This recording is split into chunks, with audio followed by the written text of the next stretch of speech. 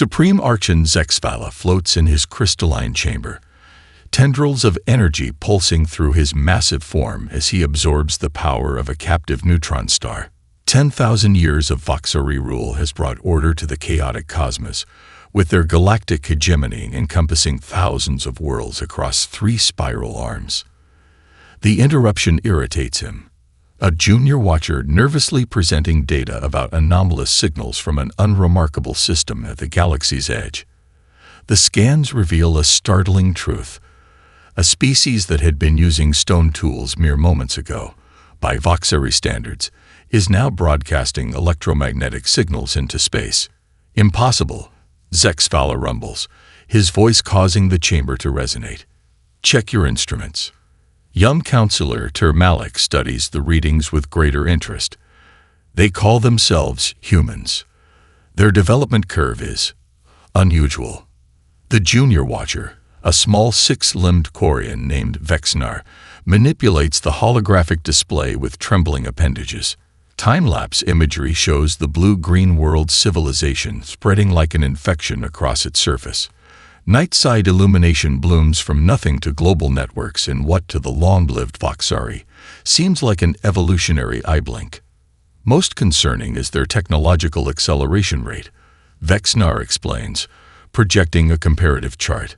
Where other species took 15 to 20 cycles to progress from simple tools to basic radio, these humans accomplished it in less than 8. The Archon's crystalline form vibrates with dismissive harmonics, environmental anomaly. Perhaps unusual mineral deposits or atmospheric composition created advantages. We considered that Malik counters, manipulating the display to show atmospheric readings. Their world is unremarkable.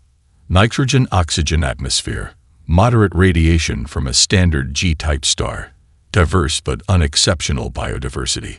The council chamber, carved from an asteroid in the heart of Voxari space, fills with the subtle resonance of 20 elder Voxari communicating in their native crystalline frequencies, a sound like distant wind chimes that accompanies their verbal debate. The discussion splits along predictable lines. The preservation caste advocates immediate investigation. The security caste suggests containment protocols, while the dominant administrative caste recommends standard observation procedures. Their physical form is most interesting, notes Cavelia, eldest of the science caste. The display shifts to show human physiology. Endoskeletal, mammalian, bipedal, relatively weak musculature, no natural weapons or defenses, yet their neural structure shows unusual connectivity patterns. Another evolutionary dead end. Huff's security director Malcordin, his crystal facets flashing aggressive red patterns. They'll follow the standard trajectory, develop nuclear weapons, destroy their ecosystem, collapse their civilization, and begin again.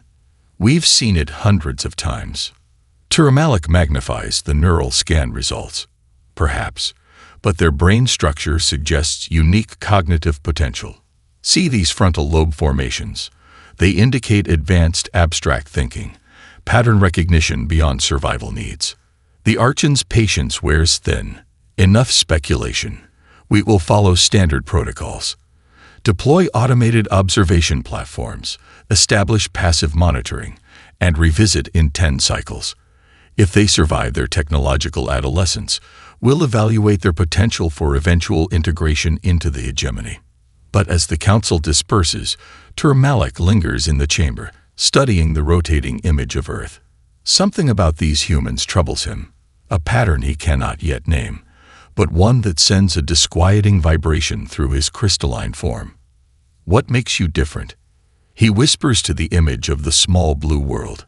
What secrets do you hold?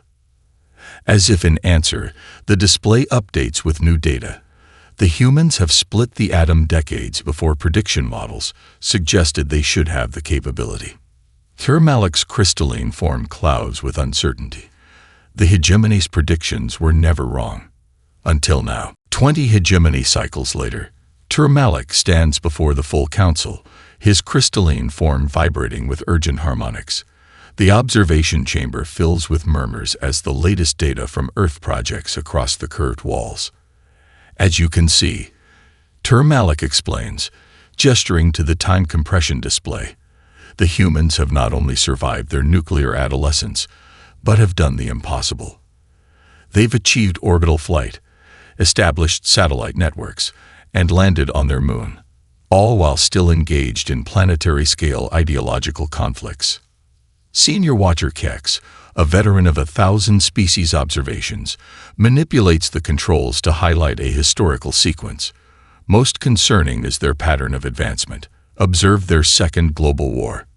The Council watches as images of Earth's World War I flicker across the display. Tanks rolling across continents, aircraft carriers launching primitive jets, the mushroom clouds of early atomic weapons. By all established models, Kex continues, this level of conflict should have collapsed their civilization, or, at minimum, set their development back by decades. Instead, the display shifts to show post-war technological explosions, jet engines, transistors, satellites, computers, each breakthrough coming faster than the last. They're using conflict as a catalyst, Malik says, where other species develop technology through cooperation and stability. Humans accelerate during periods of competition and crisis. Supreme Archon Zexvala, his form now more imposing after 20 cycles of cosmic energy absorption, vibrates with deep, unsettling tones. You speak as if you admire these creatures, Counselor. I find them fascinating, Malik admits. Their neural architecture allows them to transform existential threats into evolutionary advantages. No other species in our records shows this pattern. The science director, Cavalia, interrupts with a sharp harmonic pulse. Fascinating, yes, but potentially catastrophic to galactic stability. Their development curve suggests they could achieve interstellar capability within 2 cycles, possibly even rudimentary faster-than-light travel within 5. The chamber erupts in dissonant crystalline frequencies, the Voxuri equivalent of alarm shouts. No species has ever developed FTL technology without hegemony guidance. The implications for established power structures are disturbing. The security cast recommends immediate intervention, announces Director Malkorian. A targeted stellar event could reset their civilization without violating our preservation protocols. Malik's form flashes with objection patterns. Destruction of an emergent intelligence violates our most sacred principles. These humans have done nothing to warrant extinction. What do you propose instead? Challenges Malkorian. That we allow an unpredictable, conflict-driven species to develop interstellar capability on their own terms. The potential for disruption is unacceptable. Malik hesitates, then projects a complex schematic, a containment solution. This inhibitor field, deployed at the edge of their system, would subtly influence quantum interactions related to faster-than-light physics. They would still develop, but along a controlled trajectory that gives us time to evaluate their potential for integration. The debate rages for what humans would measure as weeks. Some council members advocate first contact, arguing these humans could bring fresh innovation to a hegemony grown stagnant. Others warn of contamination. A species that evolves through crisis could spread chaos through carefully managed galactic society. Finally, Supreme Archon Zexvala renders judgment. Deploy the inhibitor field. We will reassess in 5 cycles. As the council disperses, Malik approaches his mentor, private communication frequencies activated. Supreme One, I sense something in your harmonics. You're concerned beyond what you've expressed to the council. Zexvala's massive form dims slightly. In 10,000 cycles, Malik, we have never encountered a species that defied our predictive models. These humans, he pauses, crystalline facets clouding momentarily. They make me question certainties I have held since the founding of the hegemony. Is that not a good thing? Malik asks. To question is to grow. Perhaps, Zexvala admits, or perhaps it is the first tremor before a cosmic quake that will shatter everything we have built. Commander Sasha Chen grips the navigation console as the UESN Prometheus shudders violently. Warning lights flash across the bridge. bathing the crew in pulses of red. "Status report," she demands, her voice steady despite the chaos. Lieutenant Kim's fingers fly across the sensor array. "Unknown energy fluctuations, Commander. They're emanating from coordinates 42 to 87,105, just beyond Pluto's orbit." Chen punches the comm. "Dr. Okafor, I need answers." In the science bay, Marcus Okafor hunches over specialized equipment of his own design. Brilliant, eccentric, and perpetually disheveled, the physicist has spent 15 years developing theories about quantum vacuum fluctuations that most of his colleagues dismissed as fantasy. "I'm seeing something incredible," he responds, voice tense with excitement. "The anomaly is producing patterns consistent with artificial manipulation of quantum fields." "Artificial?" Chen's voice sharpens. "Are you suggesting?" "I'm not suggesting, Commander. I'm stating. This is technology. Advanced technology. And definitely not ours." Over the next 3 weeks, Earth's scientific community mobilizes around the discovery. The device, or rather network of devices, forms a sphere encompassing the entire solar system. Nearly undetectable by conventional means, it has been subtly influencing subatomic interactions throughout human space, specifically targeting theoretical physics research related to faster-than-light travel. In a secure conference room beneath Geneva, Dr. Okafor briefs the United Earth Security Council, his normally exuberant demeanor unusually somber. "The implications are staggering," he explains, gesturing to complex simulations. "This technology has been selectively dampening specific avenues of research, creating subtle dead ends in our understanding of quantum tunneling, wormhole stability, and vacuum energy extraction. Someone has been holding humanity back," General Alvarez states flatly. "The question is, why?" Admiral Wong, her silver hair gleaming under the harsh lights, leans forward. "More importantly, what do we do about it?" Okafor grins, his natural enthusiasm breaking through. "That's where things get interesting. We've isolated a section of the field for analysis. If my calculations are correct, we can trigger a controlled collapse of that section without alerting whoever created it. And if your calculations are incorrect," challenges Wong. Okafor's smile doesn't waver. "Then we announce our presence to an alien civilization with technology centuries beyond our own." 7 days later, aboard the Prometheus, now positioned at the edge of the solar system, Okafor initiates the sequence. "Quantum disruptors online," Lieutenant Kim reports. "Targeting minimal cross-section as specified." Commander Chen takes a deep breath. "Proceed." The disruptors fire, invisible beams that produce no spectacle beyond readings on the ship's instruments. For 30 seconds, nothing happens. Then alarms blare across every console. "Energy cascade," Kim shouts. The disruption is spreading across the entire network. On the main view screen, a visualization shows the inhibitor field collapsing, not just the test section, but the entire system-wide network. Like dominoes falling in complex three-dimensional patterns, the alien technology deconstructs itself. In the sudden silence that follows, Okafor stares at his readings in disbelief. "Commander," he whispers, "the field's collapse has revealed principles of physics we never imagined. The very technology meant to hinder us just handed us the keys to the stars." He projects a series of equations that leave even the specialized science team speechless.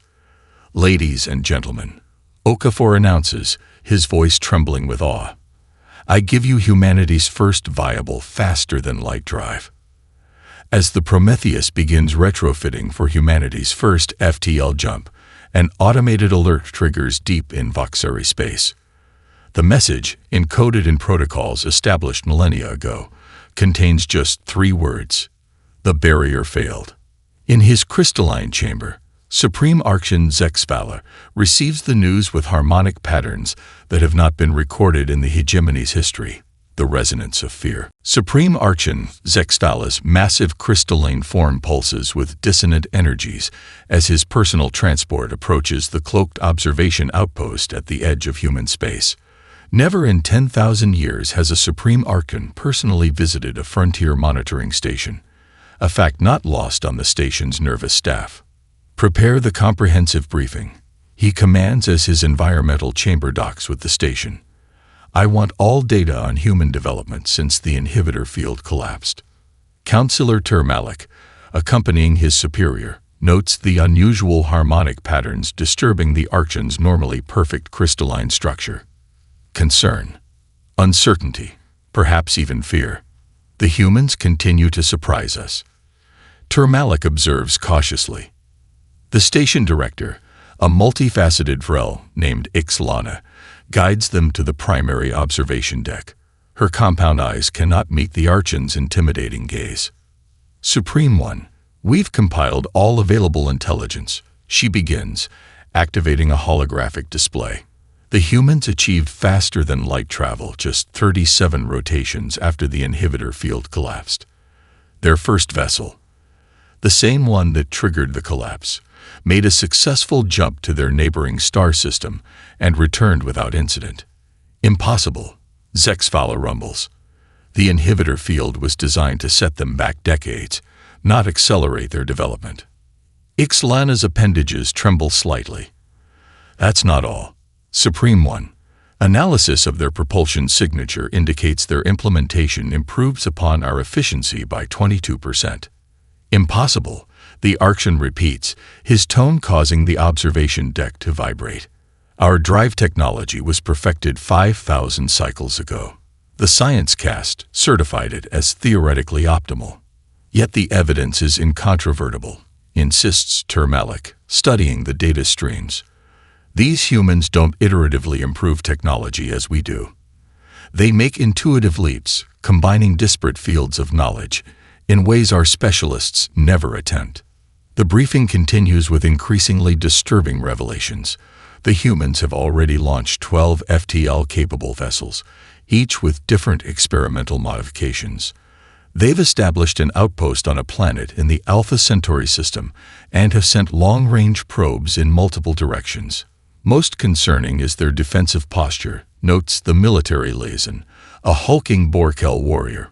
Their ships are constructed with dual-use architecture, scientific vessels that can be quickly converted to military applications, as any prudent species would do when venturing into the unknown.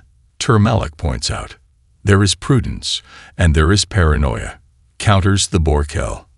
Their historical records show a species that has never known true peace. Even their periods of cooperation exist within frameworks of competition and deterrence.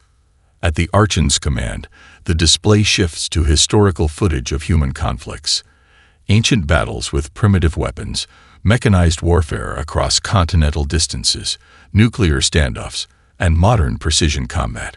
The footage is displayed on a time scale comprehensible to the long-lived Voxari, revealing a species perpetually at war with itself, yet somehow growing stronger through each conflict. They fight differently, Zextala observes, his crystalline facets clouding with confusion. Their warriors make independent decisions without hierarchical approval. They willingly accept casualty rates that would be unconscionable to even the most aggressive hegemony species. Their adaptability extends to combat, confirms the military liaison. Individual human soldiers routinely improvise tactics based on battlefield conditions. Their command structure allows for initiative at all levels. That is not an army, Zextala says. That is chaos. Effective chaos. Termalik notes quietly. As the presentation concludes, an ensign interrupts with an urgent report. Supreme One, long-range sensors have detected an energy signature matching human FTL technology, advancing beyond their solar system. Their trajectory suggests they're conducting a systematic survey of nearby star systems. For the first time in recorded memory, the Supreme Archon's crystalline form clouds completely with uncertainty. We must establish contact before they venture further, he declares. We must understand them better. and if understanding leads to greater concern. Termalic asks carefully. Zexvala's form pulses with grim determination. Then we must decide whether the cosmos can safely accommodate such unpredictability. Captain Diana Rodriguez stands before the mirror in her quarters aboard the UESN Handshake, Earth's first purpose-built diplomatic vessel. She straightens the midnight blue uniform with its silver insignia, a design chosen to represent humanity rather than any single Earth nation. Behind her, through the viewport, hangs the massive Hegemony Station, where humanity's first official contact with alien life will take place. Captain, her comm unit chimes. The delegation is assembled in the shuttle bay. Thank you, Lieutenant. I'll be right there. Rodriguez takes a final moment to collect herself. After the discovery of the alien inhibitor field and humanity's subsequent FTL breakthrough, Earth had braced for possible hostilities. Instead, an elegantly crafted message had arrived via quantum entanglement communications, an invitation to meet. The sophistication of the translation algorithms alone confirmed they were dealing with a civilization far older than humanity's recorded history. In the shuttle bay, Earth's first diplomatic delegation waits. Scientists, military officers, linguists, and cultural specialists from every continent. Rodriguez studies their faces, seeing her own mix of excitement and apprehension mirrored back. Remember, she says, her voice steady despite her pounding heart, we represent not just our nations or even our planet, but our entire species. Let's make this historic. The shuttle journey to the Hegemony Station takes 17 minutes. Through the viewports, the delegates catch glimpses of alien vessels, some crystalline structures that seem to bend light around them, others organic-looking craft that pulse with internal energy. Approaching docking bay, announces the pilot. Station control is guiding us in. Rodriguez feels the slight bump as magnetic clamps secure their shuttle. The airlock cycles, testing atmosphere compatibility as agreed in preliminary communications. Breathable mix confirmed, the environmental officer reports. Slightly higher oxygen content than Earth normal, but within safety parameters. Rodriguez nods. Then let's meet our neighbors. The airlock doors slide open to reveal a vast, tiered chamber easily 10 stories tall. The human delegation falters collectively at the sight before them. 27 distinct species arranged in precise hierarchical formation. Some float in atmospheric bubbles, others stand on multi-jointed limbs, while massive crystalline beings hover in environment chambers at the rear, towering over all. Steady, Rodriguez murmurs to her team, before stepping forward with the carefully practiced greeting developed by Earth's xenolinguists. On behalf of Earth and all humanity, we extend peaceful greetings to the Galactic Hegemony and all its member species. We come seeking friendship, knowledge, and mutual understanding. What follows is a masterclass in cultural misunderstanding. The humans, accustomed to direct communication and egalitarian principles, address questions to whichever hegemony representative seems most knowledgeable on a topic. The hegemony members, evolved in a rigid hierarchical society, are visibly disturbed by this casual disregard for proper channels. When Rodriguez directly addresses Supreme Archon Zexvala, without going through 17 levels of protocol officers, the chamber falls into shocked silence. We seek to understand the inhibitor field discovered at the edge of our system, she states plainly. Was it placed there to protect us, or to contain us? The crystalline form of Zexvala pulses with patterns of light that the human translators cannot interpret. There is a long pause before he responds. Captain Rodriguez, his translated voice finally resonates through the chamber. Your question bypasses millennia of diplomatic protocol. Yet it also demonstrates why we find your species so concerning. You seek truth directly, without regard for established order. Rodriguez stands her ground. Where I come from, direct questions often lead to clearer understanding. And where I come from, the Supreme Archon replies, order is understanding. From his position among the junior counselors, Termalic watches with growing fascination as the humans move through the chamber. forming connections across species lines, asking questions that haven't been posed in millennia. They show no deference to age or status, only to ideas and insights. They are magnificent, he whispers to a colleague. And terrifying. Why terrifying? Asks the aide. Termalic's crystalline form shimmers with complex harmonics. Because for the first time in 10,000 years, I cannot predict what happens next. Dr. Marcus O'Kafer struggles to contain his excitement as the Voxeri scientist Laxvorn demonstrates their quantum computation system. 6 months into humanity's integration with the hegemony, every day brings new wonders. The laboratory aboard the massive hegemony scientific exchange vessel hums with technology centuries beyond Earth's development. This processing node coordinates calculations across 11 dimensions simultaneously, Laxvorn explains, her crystalline form glittering under the specialized lighting.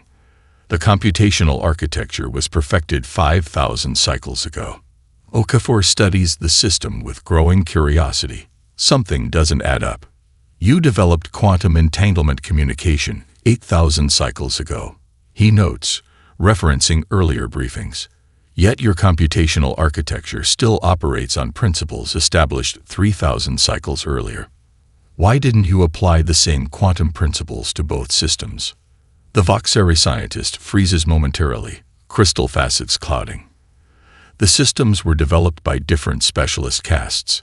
Integration was unnecessary. But surely the efficiency gains would be.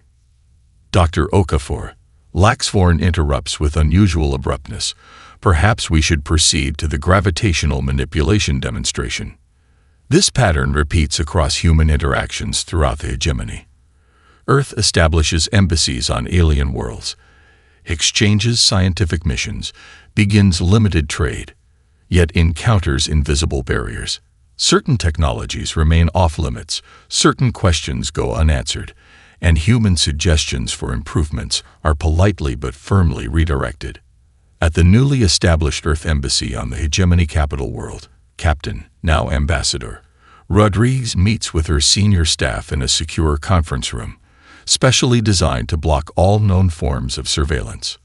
6 months of diplomatic niceties, she says, and we're still being treated like curious children rather than equals. Dr. Okafor nods emphatically. The technological compartmentalization is baffling. Each species seems to specialize in one area of expertise without cross-pollination. When I suggest obvious integrations between systems, I get the same response every time.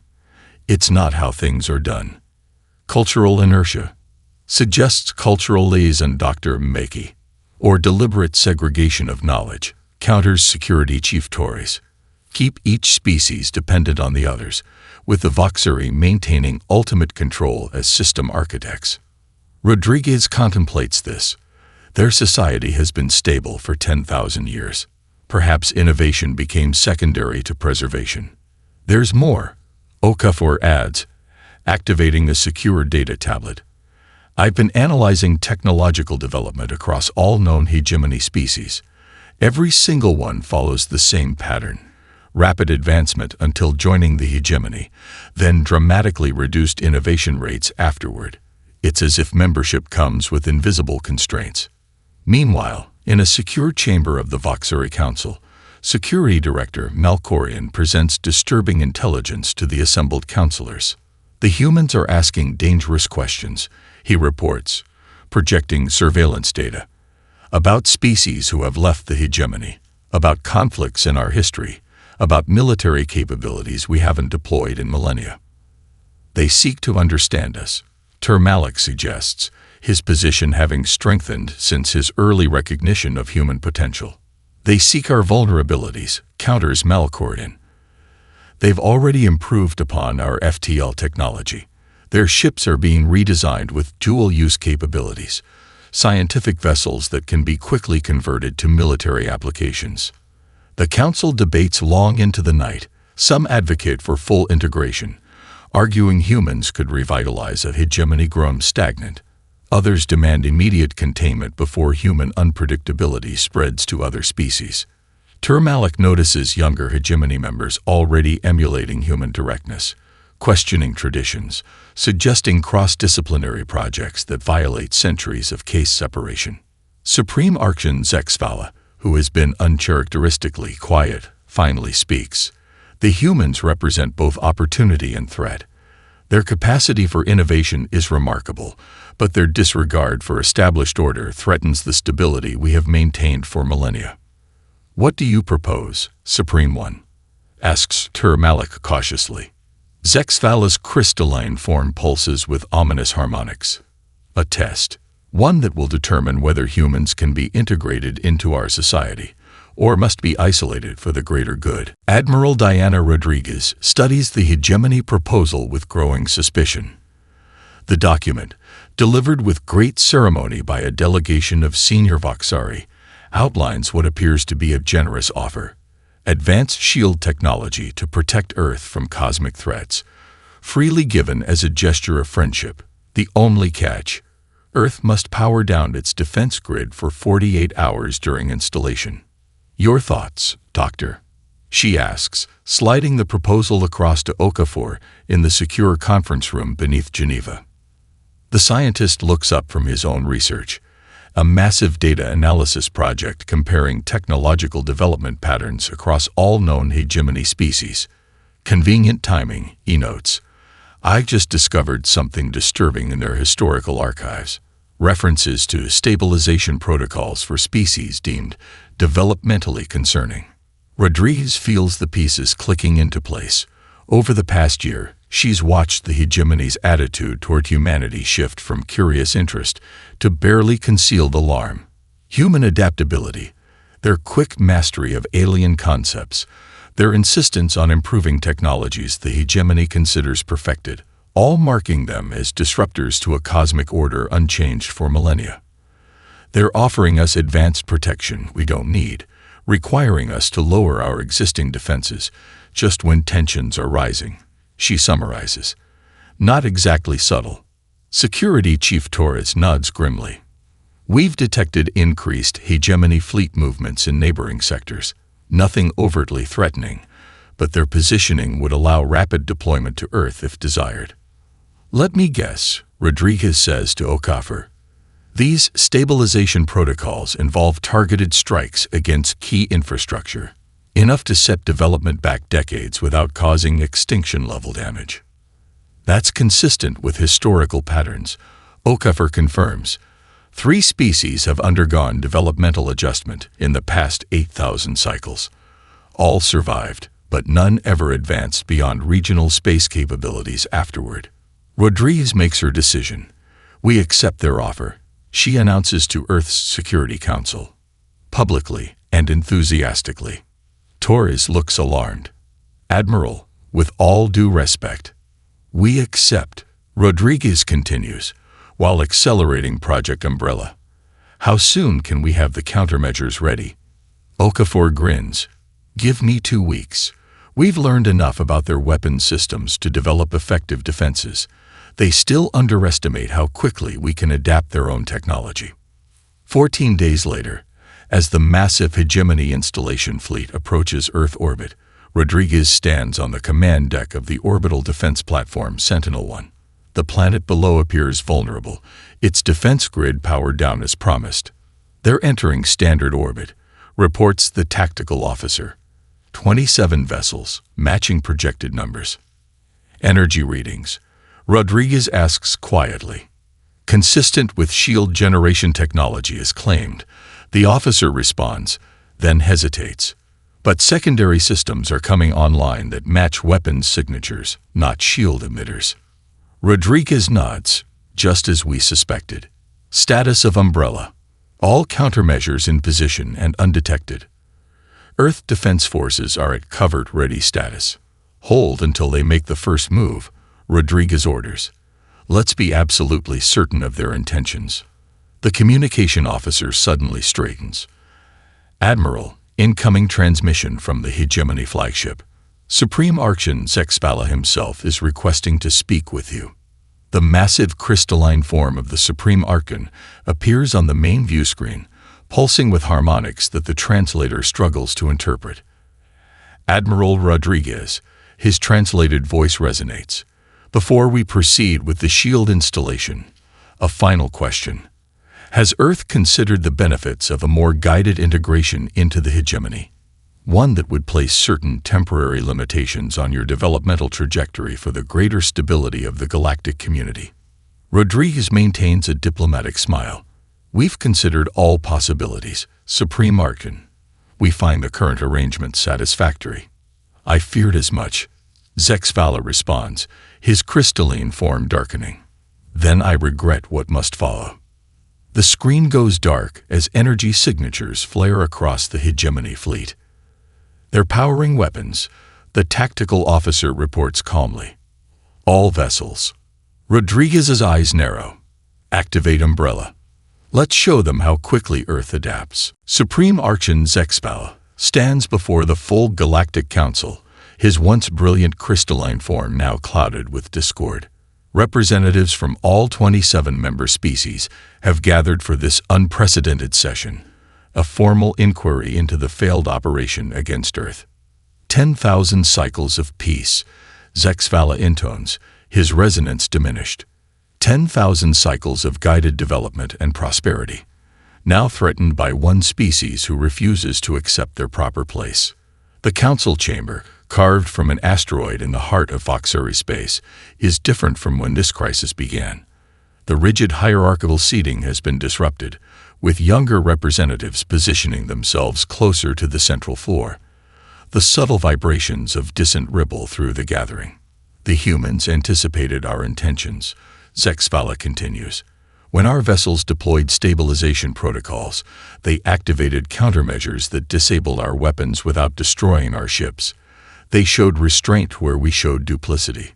The recordings play for all to witness. The hegemony fleet's weapons powering up, then the activation of Earth's umbrella defense system. Not crude energy shields as expected from such a young species, but precisely targeted quantum field disruptors that selectively disabled weapon systems while leaving life support intact. They turned our own technology against us, a security-cased elder laments. No, corrects Termalik, rising from his seat. They improved our technology and applied it in ways we never considered. The distinction matters. The debate that follows is unlike any in the hegemony's history. Younger representatives openly question traditions. Why shouldn't technological innovations be shared across specialist boundaries? Why must development proceed along predetermined paths? The humans' message following their defensive victory is most telling. Termalik says, activating the final recording. Admiral Rodriguez's face appears on the central display. We came seeking friendship, not conflict. We disabled your weapons because we could, but chose not to destroy your vessels because we wanted to demonstrate our intentions. We remain open to true cooperation, but never subjugation. The vote, when it comes, sends shockwaves through the galaxy. For the first time in 5,000 cycles, a Supreme Archon is removed from leadership. Termalik, who had opposed the strike against Earth, ascends to the highest position in the hegemony. His first act is unprecedented. He travels to Earth aboard a small diplomatic vessel, without the usual entourage or ceremonial fleet. In the rebuilt United Nations headquarters in Geneva, he meets with Earth's Security Council. You must understand our fear, he explains to the assembled human leaders. For 10,000 cycles, we have guided the galaxy toward stability. We prevented wars that could burn worlds. We carefully managed technological development to prevent species from destroying themselves. Admiral Rodriguez, now Earth's senior representative, listens with respect but unwavering determination. And in doing so, you nearly extinguished the spark that drives true advancement. The willingness to take risks, to learn from failure, to transform conflict into progress. The treaty they forge is unlike any in hegemony history. Earth receives full membership with equal voting rights, the first new member in 3,000 cycles to enter without a probationary period. Technology exchange will be open and reciprocal. And most significantly, the hegemony charter itself will be re-examined. Its fundamental assumptions about guided development questioned for the first time since its creation. As the formal ceremony concludes, Dr. Okafor approaches Termalic with a data crystal. "Our latest breakthrough," he explains. "A modified FTL drive that could open regions of the galaxy previously unreachable." Termalic studies the human scientist with newfound respect. "You understand this could destabilize carefully established boundaries, perhaps even contact species unknown to the hegemony." Okafor smiles. "Exactly. That's the point." As his ship prepares to return to Voxeri space, Termalic gazes down at the blue-green world that has shaken the foundations of galactic order. The humans continue to unsettle him. Their unpredictability, their emotional decision-making, their willingness to risk everything for progress. "Our might indeed stirs the cosmos," he reflects, "but we fear the Earthlings because they remind us of what we once were, before stability became stagnation, before order became an end rather than a means."